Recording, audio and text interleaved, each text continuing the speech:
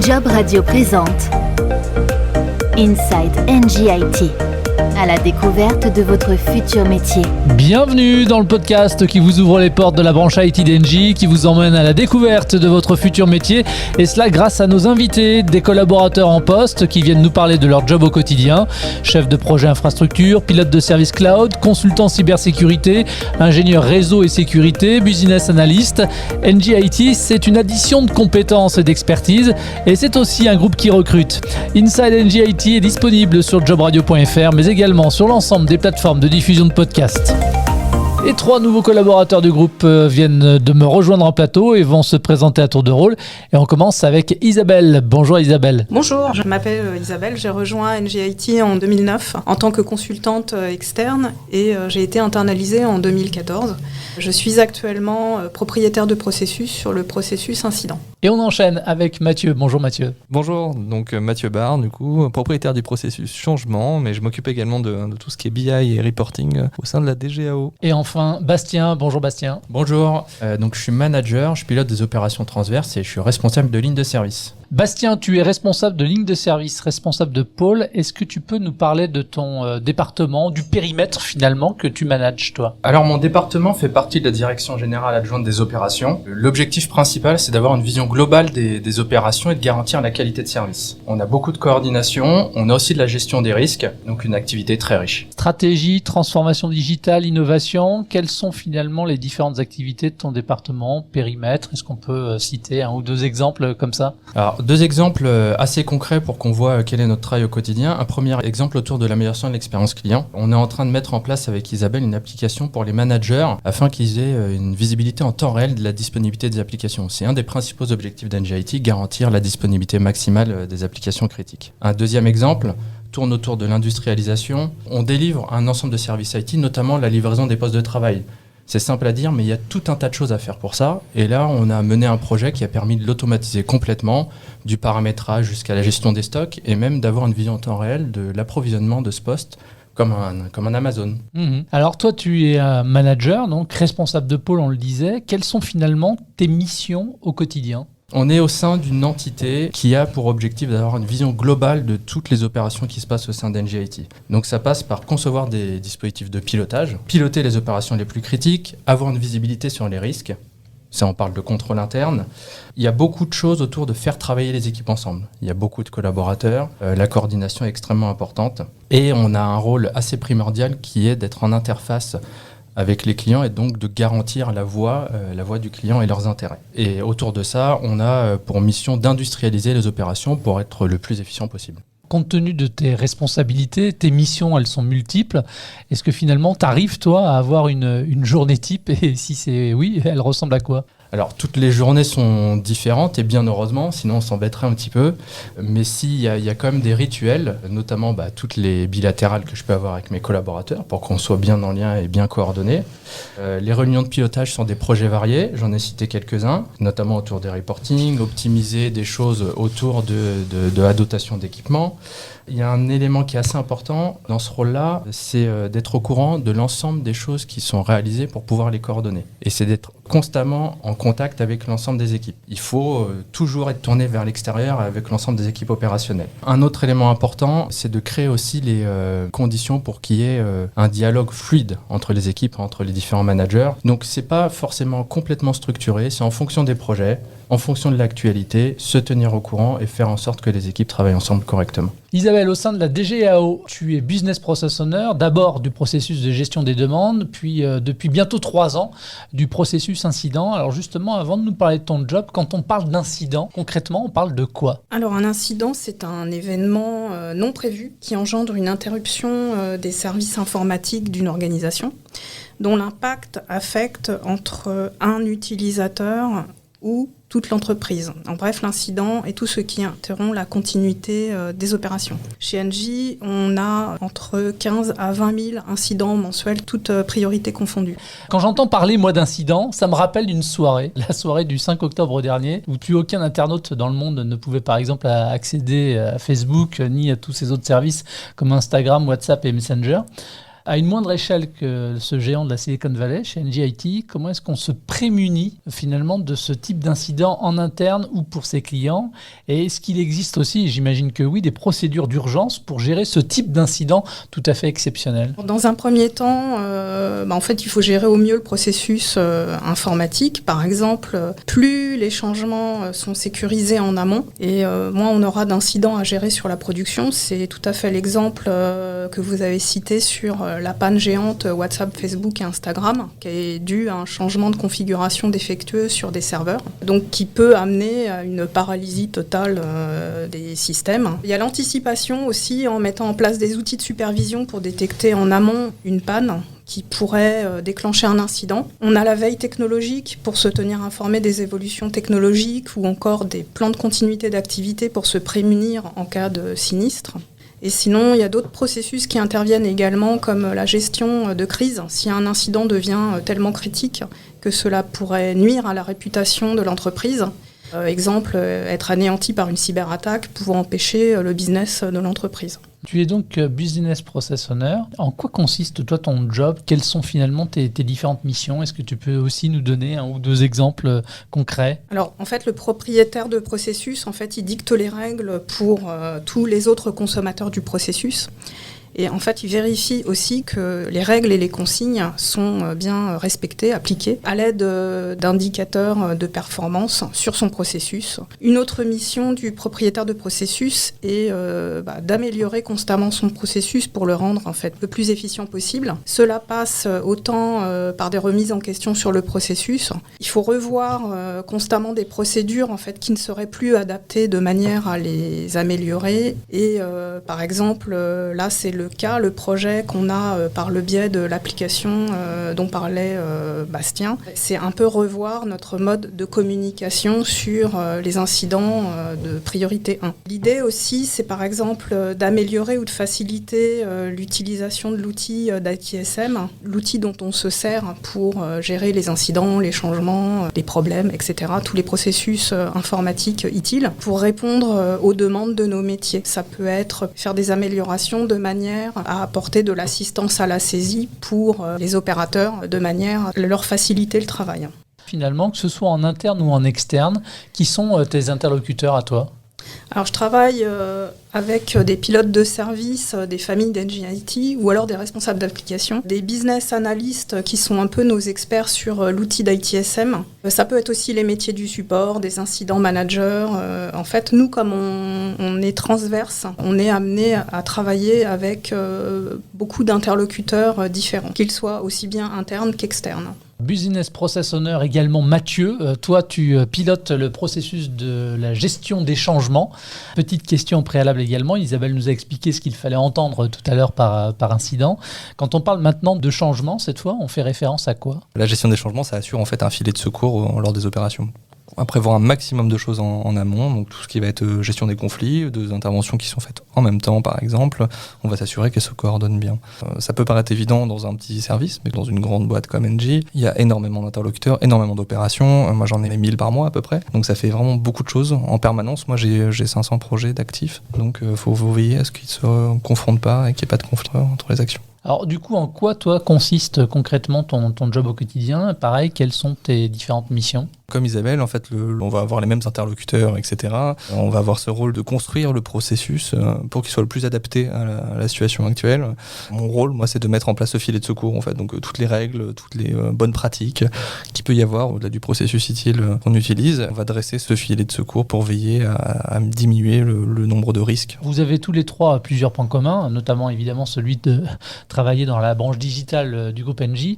Vous avez exercé également des postes à responsabilité, vous managez des collaborateurs. Qu'est-ce qui vous plaît le plus finalement dans l'exercice de votre profession et dans les différentes missions qui sont les vôtres? Quelles sont finalement aussi peut-être les principales difficultés auxquelles vous puissiez être confronté? Bastien?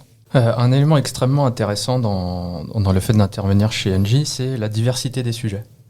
On peut vraiment être confronté à tout un tas de sujets extrêmement différents. Il y a aussi des moyens disponibles qui sont assez intéressants. Alors, c'est pas non plus open bar, donc il faut justifier de tout lancement de projet, bien évidemment. Il faut monter un dossier d'instruction. On peut aller voir le comité de direction qui nous donnera les moyens si le projet est pertinent. En termes d'autonomie et de responsabilisation, je pense qu'il y a vraiment un environnement extrêmement intéressant. On est en capacité de proposer des projets de toute nature. Et globalement, la bienveillance et la solidarité sont vraiment de mise au sein des équipes d'Engie. Sur les quelques difficultés, comme dans tous les grands groupes, je pense qu'il y a un vrai enjeu à coordonner les efforts de l'ensemble des équipes. C'est un sujet au quotidien. Les circuits de décision peuvent être des fois un peu plus longs. Et on a besoin aussi de composer avec des orientations un peu stratégiques qui peuvent nous dépasser un petit peu. Isabelle, Mathieu, est-ce que vous souhaitiez ajouter quelque chose par rapport à finalement ce qui vous éclate le plus dans votre job au quotidien et peut-être les difficultés auxquelles il faut faire face Alors la diversité effectivement des missions, comme l'a dit Bastien, parce que c'est vrai qu'on n'a jamais l'occasion de s'ennuyer et on a quand même toujours beaucoup à faire en fait. Dans notre travail de BPO, l'amélioration continue, c'est un sujet à plein temps. Mathieu ? Je compléterai en disant qu'il y a effectivement beaucoup de diversité dans les activités, mais également on a beaucoup de liberté chez Engie IT pour du coup faire ce qu'on aime. Et Engie sait reconnaître les talents ou même les choses annexes qu'on sait faire. C'est ce qui fait qu'en étant propriétaire du processus changement, ça ne m'a pas empêché de développer une équipe pour la partie reporting, justement pour piloter, aider au pilotage des processus de mes collègues. Vous n'êtes pas forcément cloisonné dans ce que vous faites, quoi. Pas du tout. Si on aime la photo, la vidéo ou d'autres choses, on sait aussi trouver une petite place pour ce genre d'activité au sein d'Engie IT. Bon, on va parler maintenant un petit peu de vos parcours à chacun. Bastien, tu as toujours exercé dans le secteur de l'énergie. Est-ce que tu peux nous parler de ton parcours professionnel et de ta formation de Centrale Lille au début des années 2000 à Polytechnique en 2019 ? Alors j'ai presque toujours exercé dans le domaine de l'énergie. J'ai eu un court passage dans le secteur de la défense pour l'étude de missiles balistiques. C'est un domaine qui m'a un peu moins parlé et qui m'a même un peu rebuté. Et donc j'ai cherché un peu plus de sens que j'ai trouvé dans le fait d'intervenir dans le secteur de l'énergie. Donc je suis intervenu au départ dans le conseil et ensuite j'ai eu le plaisir d'intégrer les équipes d'Engie. J'ai une formation donc d'ingénieur généraliste chez Centrale Lille, ce qui donne un bagage intéressant pour pouvoir piloter des projets complexes. Et je suis intervenu initialement dans les entités de commercialisation. Donc c'est des entités qui ont pour but de piloter les ventes de contrats d'énergie qu'on fait aux clients particuliers. Donc là, j'étais vraiment dans les équipes qu'on appelle business, métier, où on était se préoccuper dans notre quotidien de la satisfaction des clients finaux. Et un des grands atouts aussi du groupe Engie, c'est que j'ai pu basculer en 2018 sur une entité qui est plus techno, plus technique, donc chez Engie IT, où j'ai vu tout un tas de choses différentes. L'intérêt, c'est que ça met vraiment dans des conditions pour vouloir apprendre de manière continue tout au sein de son parcours professionnel. Et c'est ce qui m'a poussé à faire une formation complémentaire au sein de Polytechnique qui donne une vision un peu globale du management, de l'état de l'art des technologies et de l'innovation. Mais le sujet est là, c'est apprendre en continu, progresser pour apporter plus et pour se nourrir également. Ouais, parce qu'en fait, si on fait un petit peu l'historique, effectivement, tu as intégré Engie, tu me reprends si je me trompe, en 2011, quand le groupe s'appelait encore GDF Suez. Puis tu as basculé en 2018 dans l'IT, le digital. Aujourd'hui, tu exerces donc tes responsabilités au sein d'Engie IT. La question, en fait, elle est basique, mais pourquoi ce basculement, finalement, dans le digital ? Donc, j'avais pu intervenir sur différentes missions de projets de transformation au sein de l'entité de commercialisation dont j'ai parlé. Je considérais, d'une certaine manière, avoir un petit peu fait le tour, avoir compris les grandes problématiques, et je voulais d'une part changer d'environnement, sortir de ma zone de confort et aller vers des sujets un peu plus techniques. La commercialisation, c'est un peu plus de relations clientèle. J'ai une formation d'ingénieur, c'est une fibre qui me parlait et que je voulais retrouver, et c'est ce qui a fait aussi que j'ai fait cette formation un peu technique et technologique derrière. Oui, qui t'a permis donc d'évoluer. Mathieu, toi, tu es sorti d'un cursus ingénieur en informatique et de CEFIR, l'École supérieure du marketing et de la relation client du groupe INSEC. Tu es diplômé en technologie des systèmes informatiques. Tu as vu, j'ai bien lu. Comment est-ce que tu as évolué ensuite ? Quelles ont été finalement les différentes expériences professionnelles avant de prendre ton poste actuel ? Beaucoup de choses. Moi, j'étais plutôt du genre à tout toucher, avoir envie de tout tester, ce qui fait que j'ai monté mon auto-entreprise en fait en parallèle dès le début de ma carrière, ce qui m'a permis de gérer un peu des projets plus artistiques, plus au détail, avec la main libre en fait. Je pouvais faire ce que je voulais, ce que j'entendais. En parallèle, j'ai rejoint des équipes Thales pour travailler notamment à la Cité des Sciences et de l'Industrie. Très belle expérience du coup. J'ai enchaîné pas mal de missions, que ce soit la mairie de Paris ou encore le groupe LVMH aussi à un moment donné. Il y a un groupe donc dans une ESN, c'est là que j'ai rencontré Engie, donc pour une des missions qui était en 2015. J'ai travaillé pour le client que je suis aujourd'hui. Je manageais en fait des collaborateurs sur diverses prestations, divers contrats. J'en avais 7, toutes orientées dans l'énergie. On était un peu spécialisés comme ça, c'était un peu réparti comme ça dans l'ESN. Voilà, j'ai beaucoup bougé. Et puis finalement, j'ai été rappelé par Engie à un moment donné pour voir l'envers du décor. Alors Isabelle, quelques mots également sur ta formation initiale. Est-ce que tu peux nous parler de ton parcours professionnel jusqu'à ton arrivée en 2009 en tant que consultante externe chez GDF Suez, jusqu'à ton poste actuel? Oui, alors moi je suis titulaire d'un Bac+2. J'ai intégré l'informatique sur le tard grâce à une opportunité dans une petite structure. Et à la suite de cette expérience, j'ai décidé de me former à ce métier en passant des certifications Microsoft. J'ai appris le développement sur le tas avec un mentor. J'ai eu cette chance et j'ai travaillé en tant qu'administrateur système quelques mois. Et puis rapidement, on m'a fait travailler en tant que chef de projet pendant quelques années, donc sur des projets techniques simples et après avec une complexité de projet qui augmentait. J'ai été responsable d'une maîtrise d'œuvre en charge des périmètres serveurs et postes de travail pour le groupe La Poste, le courrier à l'époque. Mes missions se sont enchaînées finalement de manière assez logique. Dans vos équipes respectives, sur quel type de poste recrutez-vous actuellement ? On recrute sur des postes où il y a un enjeu de pilotage, de coordination, donc capacité à piloter des projets, capacité à avoir une vision globale, à prioriser, à organiser les choses. On parle beaucoup d'industrialisation parce que vous avez entendu quelques chiffres, il y a quand même des volumes importants, on ne peut pas tout gérer à la mano et de manière unitaire. Donc il faut savoir manier quelques outils qui nous permettent d'industrialiser tout ça. On a parlé d'ITSM, un nom un peu technique qui est l'IT Service Management. Et on va aussi vers de plus en plus d'automatisation et de reporting pour avoir ces visions globales-là.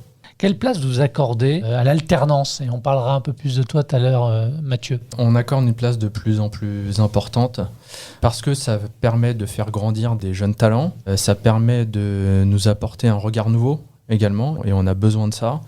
On a besoin d'être tout le temps en lien avec les enjeux de société actuels. Pour qu'une société puisse prendre ce pouls-là et avoir cette perception, elle doit rester complètement connectée. Avec les nouveaux modes de pensée, les nouveaux modes de vie, il y a beaucoup de choses qui changent, des états d'esprit qui changent, des prises de conscience qui se font, et beaucoup au niveau des jeunes diplômés. Et donc on a besoin de se nourrir de leur façon de penser. On a des objectifs sérieux autour de l'alternance, recruter des alternants, enfin de les accueillir, et également de les recruter. C'est vraiment un axe qui est extrêmement important pour NGIT. Isabelle, tu travailles avec des alternants ? Oui. Comment ça se passe, les relations aussi intergénérationnelles, parce que ça aussi, ça a son importance. Je ne suis pas si vieille que ça. Ah bah c'est pas ce que j'ai dit. Ce n'est pas ce que j'ai dit. Alors effectivement, j'ai eu l'occasion de travailler avec des alternants. Donc il faut savoir que l'alternant, lorsqu'il arrive, on ne peut pas lui demander la même chose qu'un employé classique. Il n'a pas d'expérience professionnelle, c'est quelqu'un qui est là vraiment pour apprendre. Donc on est là aussi pour l'accompagner sur le travail qu'on lui donne à faire. On est bienveillant. Moi j'ai eu un alternant l'année dernière qui, par exemple, a commencé chez moi sans expérience. Et à un moment, le cloud ayant le vent en poupe chez NGIT, il a décidé de rejoindre les équipes du cloud. Et on a en fait tout mis en œuvre avec Bastien pour qu'il puisse, lui, s'épanouir vers vraiment là où il voulait aller. Donc c'est ça aussi, c'est d'accompagner les jeunes un peu à se réaliser, quoi. Mathieu, tu es un bon exemple toi aussi parce que tu es issu de l'alternance. Pourquoi est-ce que c'est intéressant pour un alternant du coup, de venir rejoindre NGIT, et puis tu peux nous parler d'Edouard. De base, l'alternance, je prône ça depuis que j'ai fait mon parcours, et vu ce que j'ai pu en tirer en termes d'autonomie, de responsabilité, de compréhension du monde du travail, ce qui n'est pas forcément évident dans la théorie classique, cette expérience en entreprise apporte vraiment beaucoup de choses. Donc j'ai continué à recruter des alternants, j'ai tenu à en avoir quasiment tous les ans depuis le début de ma carrière. Ça permet de s'inspirer, de se renseigner auprès des écoles aussi, le cursus, vers quoi on tend dans l'apprentissage. Donc on crée des relations avec les écoles aussi pour construire le cursus de demain et accueillir correctement les alternants chez nous. Je tiens à mettre en place un parcours d'alternants. Quand ils arrivent, ils sont bien accueillis, on présente à tout le monde et je tiens à leur laisser leur autonomie et leur ouverture d'esprit aussi, en les présentant à différents services. Là, justement, on parle d'Edouard parce que c'est un alternant qui est resté avec nous 1 an, qui travaillait sur le BI, qui était très machine learning, intelligence artificielle. Et puis au-delà de ça, il a aussi pas mal d'expérience en réalité virtuelle, réalité augmentée, des sujets qu'il passionne. Et ça le permet du coup de rejoindre mes équipes, mais je ne le limite pas à ça. Du coup, aujourd'hui, là, pas plus tard que tout à l'heure, il va rejoindre une autre direction pour travailler les sujets VR justement au sein du groupe. Donc il a vocation, j'imagine, plus tard à se voir peut-être proposer un contrat pérenne, en tout cas. Là, il est pérenne déjà, lui. Edouard a été embauché l'an dernier avec grand plaisir. Il nous a donné un gros coup de boost sur la partie reporting et pilotage transverse de toutes nos opérations. Il travaille avec l'intégralité des propriétaires de processus pour justement concevoir des outils de reporting, les aider à savoir ce qu'ils veulent et la mise en forme qu'ils veulent aussi pour piloter leur activité. Bon merci pour cet exemple qui est donc un bon exemple de réussite.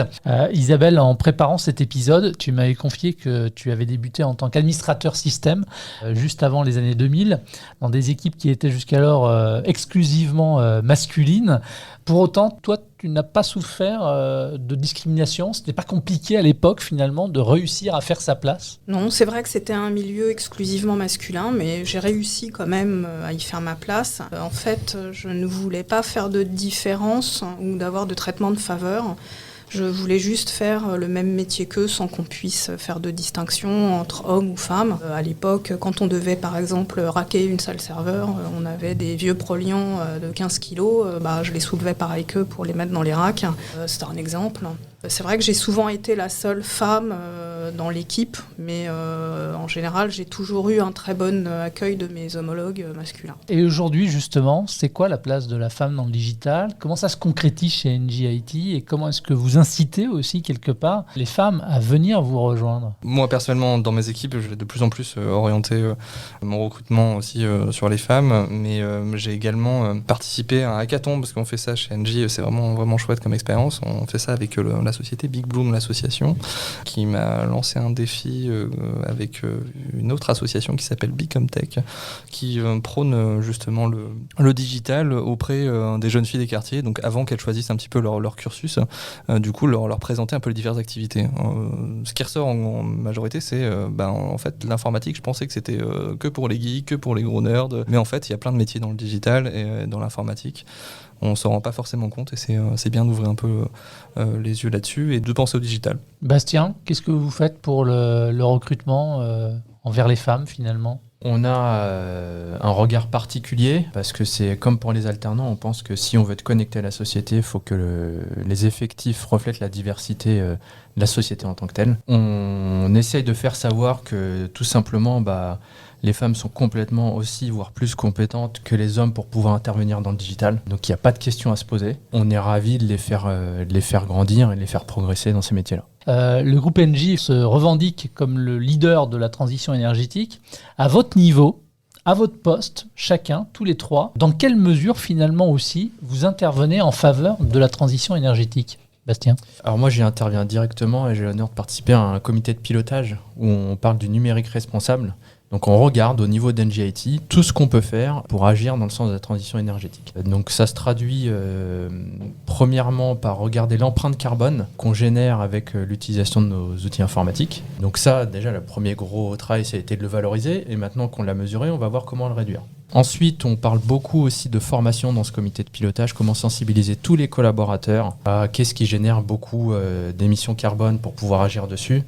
Donc c'est une implication très concrète et j'en ai parlé un petit peu au préalable. On peut aussi soi-même se nourrir d'un certain nombre de sujets et d'expertise sur sujet pour pouvoir les déployer ensuite à l'extérieur. Isabelle, même chose ? Oui, alors récemment, on a eu un questionnaire à remplir sur effectivement quelle pouvait être notre empreinte carbone, mais de manière individuelle. Et effectivement, je trouve ça intéressant parce que ça permet par rapport à son type d'habitude ou de consommation de voir comment on pouvait se réguler réguler ou s'améliorer. Typiquement, on a eu un des projets qui faisait partie de notre roadmap annuel avec un objectif entre guillemets vert, de manière à rentrer un peu plus dans la sobriété numérique et de diminuer le nombre de mails. Alors, quand je parle de mails, ce sont les notifications qui sont envoyées par notre outil, par exemple sur l'ouverture d'un incident, la fermeture d'un incident, toutes les notifications intermédiaires d'affectation à des groupes de travail, des choses comme ça.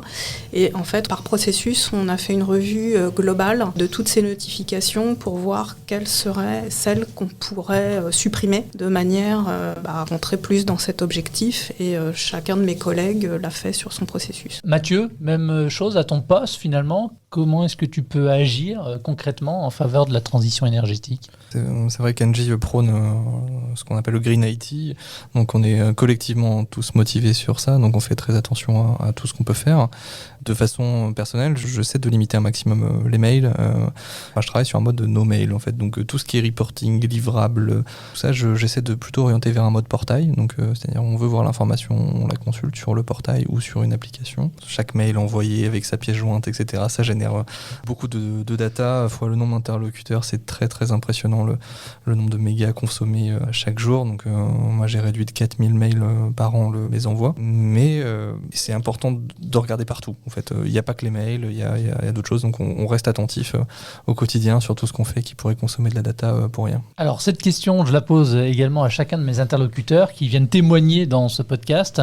En dehors d'un slogan, ça signifie quoi pour vous concrètement, Act with Engie ? Bastien. Alors déjà, très concrètement, c'est répondre à l'objectif principal que l'on a quand on est chez Engie IT. On gère des applications critiques qui permettent d'optimiser la production d'énergie, les centrales éoliennes, les fermes solaires, les centrales thermiques à gaz. Et c'est sur la base des applications qu'on exploite que cela tourne correctement. Donc le but, c'est qu'il y ait le maximum de disponibilité pour faire en sorte qu'on soit le plus efficient.